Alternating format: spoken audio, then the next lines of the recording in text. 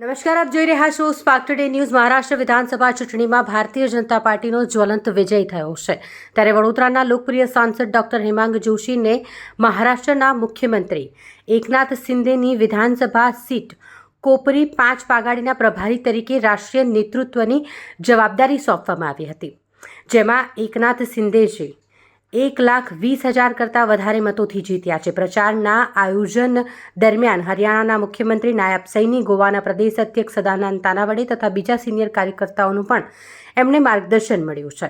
Doctor Hemang Joshi સાથે સહાયક કાર્યકર્તા તરીકે વોર્ડ નંબર 9ના કોર્પોરેટર શ્રીરંગ આયરે, શહેર મંત્રી મેહુલભાઈ લાખાણી, જિલ્લા મીડિયા ઇન્ચાર્જ ઉપેન્દ્રભાઈ અરગડ, યુવા કાર્યકर्ता हर्षल आकोलकर पण जोडाया હતા। नमस्कार, जय जय करवी गुजरात, जय महाराष्ट्र। आज महाराष्ट्रातील सर्व लोक खूप आनंदित आणि उत्साही आहेत, कारण भाजप आणि महायुती सरकारला घसघशीत बहुमत मिळाले आहे। राष्ट्रीय आणि राज्य एकाकडून मला माननीय मुख्यमंत्री श्री एकनाथ शिंदे यांच्या मतदारसंघ कोपरी 5 पागाडीची जबाबदारी देण्यात आहे। माझ्यासोबत माझे सहाय्यक कार्यकर्ते मेहुलभाई, श्रीरंगभाई, उपेंद्रभाई आणि हर्षलभाई यांनी हे यश साध्य करण्यासाठी खूप मेहनत घेतली आहे।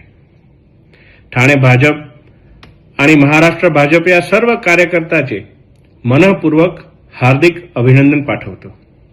धन्यवाद।